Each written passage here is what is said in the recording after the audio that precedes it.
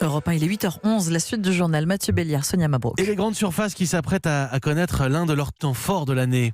On ne parle pas de la rentrée scolaire, mais de la foire au vin, des foires au vin. Jusqu'à fin octobre, c'est l'occasion de s'offrir quelques bonnes bouteilles. Oui, mais lesquelles ? Entre les médailles, les récompenses, difficile de s'y retrouver. Attention aussi à certaines mentions commerciales particulièrement attractives. Le reportage dans les rayons d'Aurélien Fleureau pour Europe 1. Je me dis, c'est peut-être pas mal parce qu'il y a un prix. Quand Alain choisit son vin, il prend en compte plusieurs critères. Les médailles en font partie, même s'il reste méfiant. 2 bouteilles identiques, c'est-à-dire 2 crus plutôt semblables de la même région, du même cépage. S'il y a aussi à prix égal un prix, ça m'influence. Mais c'est pas le critère déterminant pour moi. La médaille la plus crédible reste le concours général agricole. C'est sérieux, c'est reconnu, vous pouvez vous y fier.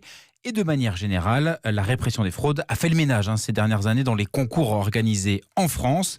Mais il reste un écueil, selon Thierry Dessauve, co-auteur du guide Bétané de Sauve, c'est la qualité du jury, du panel sélectionné. La limite de ces concours, c'est toujours la justesse du panel.